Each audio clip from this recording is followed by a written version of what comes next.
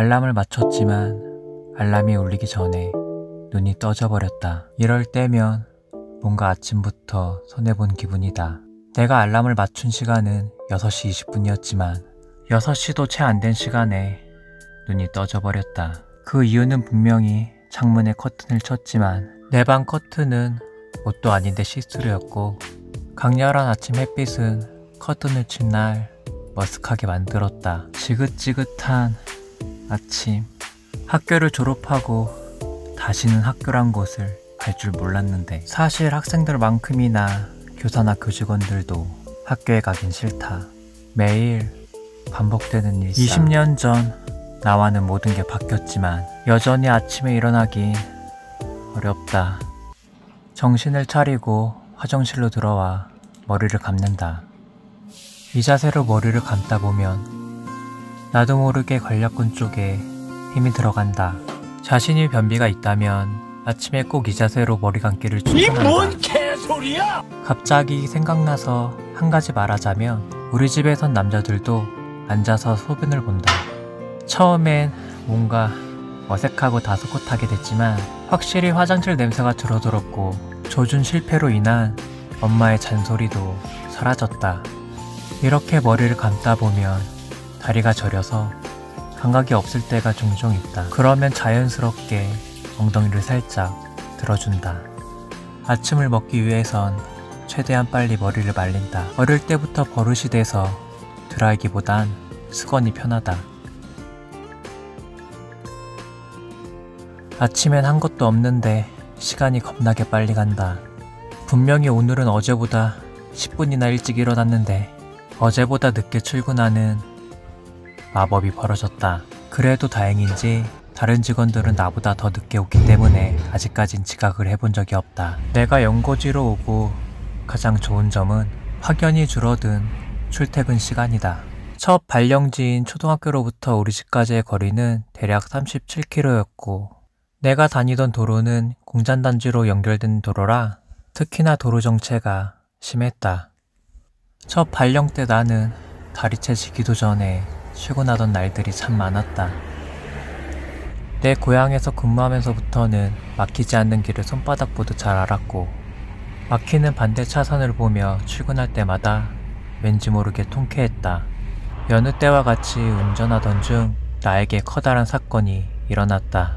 상거리에 도착할 때쯤 뒤에서 흰색 트럭 한 대가 속력을 내며 따라왔고 내가 교차로에서 내 순서를 기다리며 대기하는 그 짧은 순간에도 못 참고 흰색 트럭은 경적을 울렸다. 그때 이 미친 트럭은 무엇을 결심했는지 갑자기 인도 위로 올라갔고 1차선인 도로에서 인도를 타고 추월하는 미친 짓을 해버렸다. 앞범퍼가 긁힌 느낌이 있어서 경적을 울리며 따라갔지만 흰 트럭 운전자는 마치 카트라이더 부스터를 쓴 듯 속력을 올려 도망갔다. 처음에는 이 상황이 너무 당황스러웠지만 스크래치가 난 소중이의 얼굴을 보니 왠지 자식이 학교에서 먹고 왔을 때 부모의 심정을 이해할 것 같았다. 사건 직후 112에 신고를 해서 간단한 사건 접수를 하니 경찰은 수사는 형사가 한다며 담당 형사가 배정될 때까지 연락을 기다리라고 했다. 왠지 오늘 하루가 무척이나 길 것 같은 불길한 예감이 들었다. 학교에 도착하니 역시나 일이 많이 쌓여 있었다. 우리 학교에는 운동부가 있는데 대회를 한번 나갈 때마다 내가 해야 하는 일들이 참 많아진다. 오늘은 운동부 코치님이 내 자리를 보더니 한마디 했다. 내 모니터를 보더니 모니터가 천장을 뚫을 기세라고 했다. 그 순간 나는 웃어 넘겼지만 사실 거기는 웃을 수만 없는 이유가 있다. 공시생 때 아팠던 목과 어깨가 3년이 지난 지금까지 만성적으로 아파왔고 통증이 있을 때마다 받침을 놓고 책을 쌓다 보니 지금은 내 앉은 키보다도 모니터의 높이가 훨씬 높아졌다.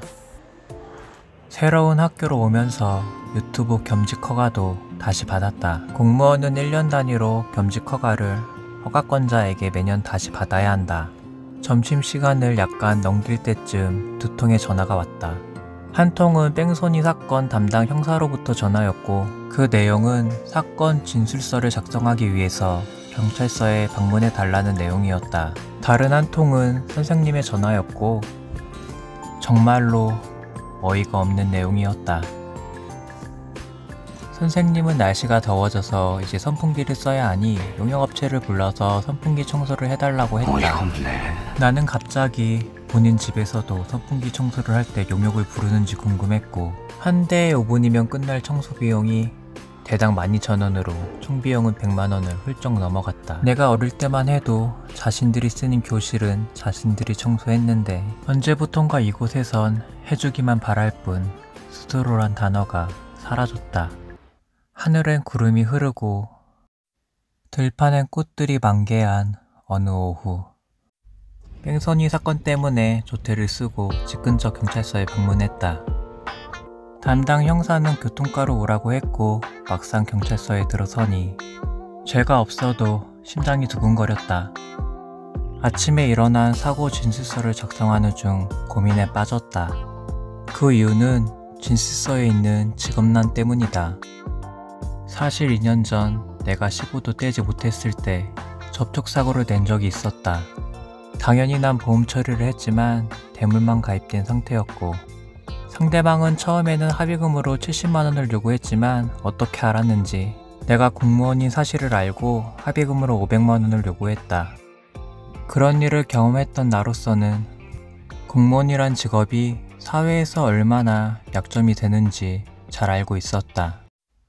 며칠 후 담당 형사에게서 전화가 왔다.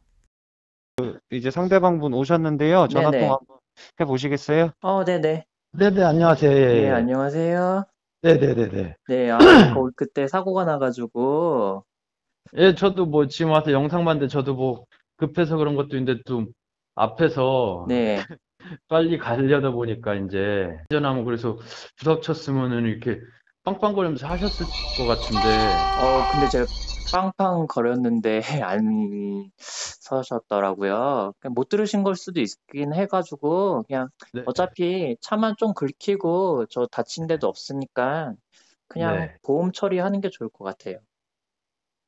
아, 보험 처리요? 네네. 근데 여기 또 보험 처리하면 서로 보험회사끼리 뭐, 저는 그것도 가능한데 네네. 또 뭐 그걸 따지고 뭐 또 한다르더라고요. 이게 왜 그러니까 그런 거 그러면 같으냐? 어떻게 하시는 걸 원하세요? 이거 그래서 무슨 뭐 생각을 제가 뭐 가지고 그런 거 수리비용을 아니야? 어떻게 뭐 따로 뭐 바로 보험 처리를 하고 소중이를 인근 서비스 센터에 맡겼다. 상대방은 양심이 있는지 인도를 타고 추월하다가 접촉사고를 내고도 과실비율 얘기를 했지만 결과는 과실비율 100대 0이 나왔고 수리비용은 범퍼를 통째로 갈아서 109만 원이 나왔다.